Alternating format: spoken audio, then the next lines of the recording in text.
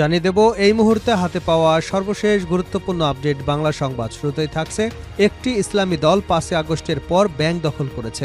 বিএনপির সিনিয়র যুগ্ম মহাসচিব অ্যাডভোকেট রুহুল কবির রিজভী বলেছেন, ৫ আগস্টের আগে ব্যাংক লুট করেছে আওয়ামী লীগ, আর ৫ আগস্টের পর ব্যাংক দখল করেছে একটি ইসলামী দল। এবারে জানাবো, গভীর রাতে শেখ হাসিনার ঘৃণাস্তম্ভের গ্রাফিতি মোছায় ঢাকা বিশ্ববিদ্যালয়ের বিক্ষোভ, প্রক্টরের পদত্যাগ দাবি।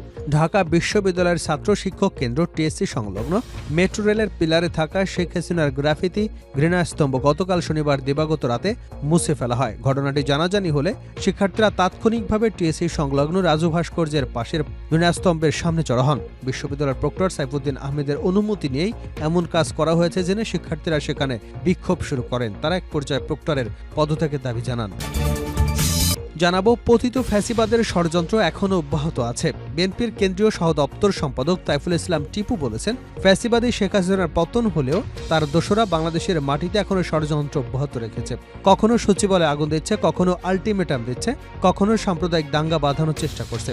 এদের ষড়যন্ত্রের ব্যাপারে আমাদের সবাইকে সজাগ ও সতর্ক থাকতে হবে।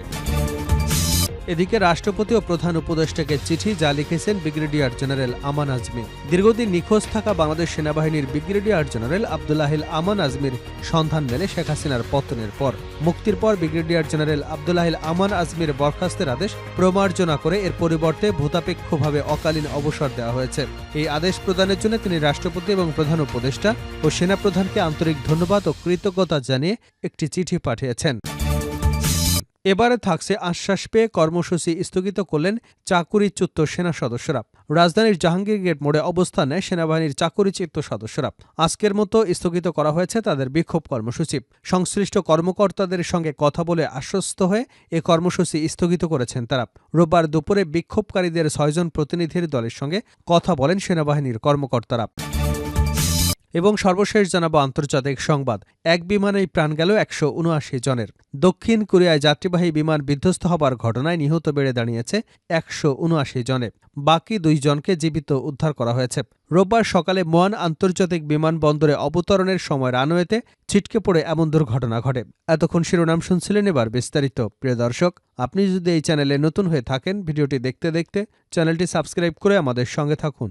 আর এই ভিডিও সম্পর্কে আপনি আপনার মূল্যবান মতামতটি কমেন্ট বক্সে জানিয়ে দিন। আর হ্যাঁ প্রিয় দর্শক, জানিয়ে দিন ভিডিওটি কোথা থেকে দেখছেন। একটি ইসলামী দল ৫ আগস্টের পর ব্যাংক দখল করেছে। বিএনপির সিনিয়র যুগ্ম মহাসচিব অ্যাডভোকেট রুহুল কবির রিজভী বলেছেন, ৫ আগস্টের আগে ব্যাংক লুট করেছে আওয়ামী লীগ, আর ৫ আগস্টের পরে ব্যাংক দখল করেছে একটি ইসলামী দল। তিনি আরও বলেন, শেখ হাসিনার আমলে যারা দখল করেছে সেই এসালমদের উত্তরসূরি হয়ে ব্যাংক দখল করেছে অনেকে। বড় বড় কথা বলে বিএনপি নামে কলঙ্ক লেপন করেছে। পাড়া মহল্লায় টার্মিনাল দখল, টেন্ডারবাজি সহ নানান কিছু দখল করেছে একটি দল। রিজভী বলেন, ৫ আগস্টের পর একটি রাজনৈতিক দলের আত্মসাৎ দেখেছে জনগণ। কারা পায়ে রক কাটে তাদের জনগণ চেনে। ঘোলাপানিতে মাছ শিকারের চেষ্টা করছে ৭১-এর বিরোধিতাকারী জামাত। রাজধানীর শেরেবাংলা নগরে বিএনপির প্রতিষ্ঠাতা শহীদ প্রেসিডেন্ট জিয়াউর রহমানের মাজারে শ্রদ্ধা নিবেদন শেষে রোববার সকালে এসব কথা বলেন তিনি। রিজভী আরও বলেন, শুধু পার্শ্ববর্তী দেশে অপপ্রচার করছে না, দেশের ২-১টি রাজনৈতিক দলও ঘোলাপানিতে মাছ শিকার করতে চায়। তিনি বলেন, ৭১-এর মানবতা বিরোধীরা ঘোলাপানিতে মাছ শিকারের চেষ্টা করছে। জাতীয়তাবাদী রিকশা ভ্যান অটো শ্রমিক দলের পক্ষে বিএনপির প্রতিষ্ঠাতা প্রয়াত রাষ্ট্রপতি জিয়াউর রহমানের মাজারে শ্রদ্ধা নিবেদন করা হয়। রিজভী বলেন, ১৬ বছরে নিরবিচ্ছিন্ন আন্দোলনের ফল জুলাই বিপ্লব। এই আন্দোলন করতে গিয়ে ৯৭ জন শ্রমজীবী মানুষ শহীদ হয়েছেন। তাদের অবদান গোটা জাতিকে অগ্নিগর্ভ করেছে বলে মন্তব্য করেন তিনি আরও বলেন, ইসলাম নিয়ে রাজনীতি করেন, ইসলাম মানে তো বারবার মুনাফিকি করা না। জনগণের প্রতি অঙ্গীকার থেকে বিএনপি কখনো পিছপা হয়নি। ১৯৭১-এর ৫ আগস্ট পর্যন্ত গণতন্ত্রের প্রশ্নে বিএনপি কখনো মাথা নত করেনি। রিজভীর অভিযোগ, ভারতের সঙ্গে সম্পর্ক উন্নয়নে শেখ হাসিনাকে ক্ষমা করতে চায় জামাত। গভীর রাতে শেখ হাসিনার ঘৃণাস্তম্ভের গ্রাফিতি মোছায় ঢাকা বিশ্ববিদ্যালয় বিক্ষোভ, প্রক্টরের পদত্যাগ দাবি।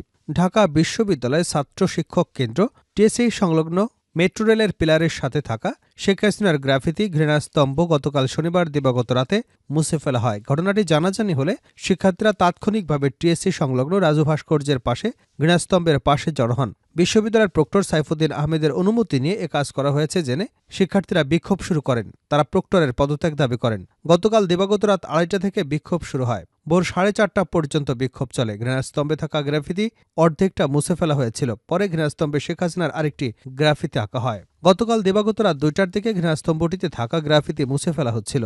বিষয়টি লক্ষ্য করেন ঢাকা বিশ্ববিদ্যালয়ের ইতিহাস বিভাগের শিক্ষার্থী মহিউদ্দিন ইকবাল এবং প্রথম আলোর এই প্রতিবেদক। যারা গ্রাফিতি মুছে ফেলছিল তাদের কাছেই এর কাজ করবার কারণ জানতে চায় মহিউদ্দিন ইকবাল। গ্রাফিতি মুছে ফেলা বন্ধ করতে বলেন। পরে ঘটনাটি ঢাকা বিশ্ববিদ্যালয়ের শিক্ষার্থীদের একটি পোস্ট করা হয়। গ্রুপের শিক্ষার্থীরা এই গ্রাফিতি মুছে ফেলার প্রতিবাদ জানান। পরবর্তী সময় বৈষম্য বিরোধী ছাত্র আন্দোলনের সাবেক সমন্বয়ক হাসিব আল ইসলাম সহ আরও কয়েকজন ঘটনাস্থলে আসেন। এটি কেন মুছে ফেলা হচ্ছে এই প্রশ্ন তোলেন তারা। এর পেছনে কারা জড়িত, কার অনুমতি নিয়ে এমনটা করা হচ্ছে তাও জানতে চান তারা।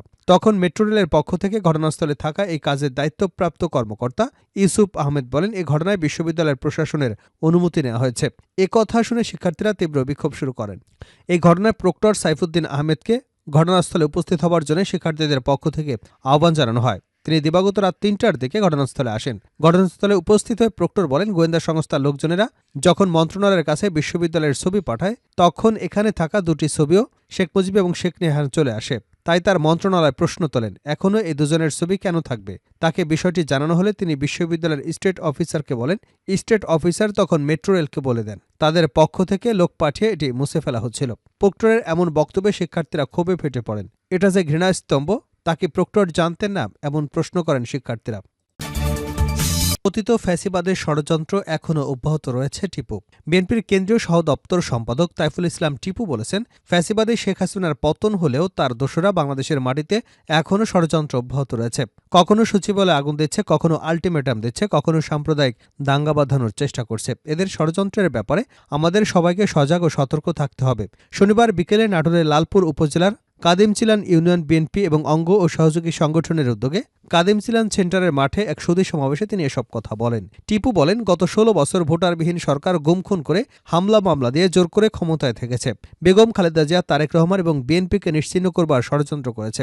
এখনও সেই ষড়যন্ত্র চলমান রয়েছে। আমরা বেগম খালেদা জিয়া এবং তারেক রহমানের সৈনিক। বিগত আন্দোলনে বুলেট মামলা হামলাকে ভয় পায়নি। আগামীতেও দেশের বিরুদ্ধে খালেদা জিয়া এবং তারেক রহমানের বিরুদ্ধে কোনো ষড়যন্ত্র কোনোভাবেই সফল হতে দেওয়া হবে না। তিনি বলেন, বিএনপির ভারপ্রাপ্ত চেয়ারম্যান তারেক রহমান বলেছেন, আমরা মানুষের ভালোবাসা নিতে চাই। ভালোবাসা অর্জন করে মানুষের সমর্থন নিয়ে আগামী দিনে রাষ্ট্র ক্ষমতায় গিয়ে মানুষের কল্যাণে কাজ করতে চাই। সেই অনুযায়ী আমাদের কাজ করতে হবে। আগামী নির্বাচনে খালেদা জিয়া এবং তারেক রহমানের পক্ষে সমর্থন চেয়ে বিএনপির এই কেন্দ্রীয় নেতা বলেন, বেগম জিয়া চিকিৎসার জন্য বিদেশে যাচ্ছেন। আপনারা তার জন্য দোয়া করবেন। তিনি ও তারেক রহমান যেন দ্রুত দেশে ফিরে এসে দেশকে নেতৃত্ব দিতে পারেন। রাষ্ট্রপতি ও প্রধান উপদেষ্টাকে চিঠি যা লিখেছেন ব্রিগেডিয়ার জেনারেল আজমি। দীর্ঘদিন নিখোঁজ থাকা বাংলাদেশ সেনাবাহিনীর ব্রিগেডিয়ার জেনারেল আব্দুল্লাহিল আমান আজমির সন্ধান মেলে শেখ হাসিনার পতনের পর। মুক্তির পর ব্রিগেডিয়ার জেনারেল আব্দুল্লাহিল আমান আজমিকে বরখাস্তের আদেশ প্রমার্জনা করে এর পরিবর্তে ভূতাপেক্ষভাবে অকালীন অবসর দেওয়া হয়েছে। এই আদেশ প্রদানের জন্য তিনি রাষ্ট্রপতি এবং প্রধান উপদেষ্টা ও সেনাপ্রধানকে আন্তরিক ধন্যবাদ এবং কৃতজ্ঞতা জানিয়ে একটি চিঠি পাঠিয়েছেন। ওই চিঠিতে তিনি লিখেছেন, আমি 5ম BMA লং কোর্সের অফিসার হিসেবে 1981 সালে বাংলাদেশ সেনাবাহিনীর 7ম ইস্ট বেঙ্গল রেজিমেন্ট কমিশন লাভ করি। আমি কখনো আত্মপ্রচার পছন্দ করি না, কিন্তু এখন পরিস্থিতির শিকার হয়ে একান্ত নিরুপায় হয়ে দেশবাসীর কাছে কিছু বিষয় তুলে ধরতে চাই। কমিশন প্রাপ্তির সময় সর্ববিষয়ে সেরা চৌকস ক্যাডেট হিসেবে আমি সোর্ড অব অনার চট্টগ্রাম বিশ্ববিদ্যালয়ের অধীনে ডিগ্রি পরীক্ষায় কলা বিভাগ থেকে সম্মানিত মেধা তালিকায় প্রথম শ্রেণীতে প্রথম স্থান অধিকার করে স্বর্ণপদক এবং রণকৌশলে সেরা নৈপুণ্য প্রদর্শনের জন্য আমি ট্যাকটিক্স প্ল্যাক অর্জন করি। বাংলাদেশের সশস্ত্র বাহিনীর সচিত্র মুখপাত্র সেনানী এর জানুয়ারি 1982 সংখ্যায় 7 এবং 8ম পৃষ্ঠায় এ নিয়ে প্রতিবেদন প্রকাশিত হয়। ওই প্রতিবেদনে 8 পৃষ্ঠায় লেখা আছে, প্রেসিডেন্ট এরশাদ সামরিক একাডেমির ইতিহাসে সর্বোচ্চ মেধায় উত্তীর্ণ সেরা চৌকস cadet battalion senior under officer Abdullahil Aman আজমিকে সম্মানসূচক তরবারি ও স্বর্ণপদক প্রদান করেন।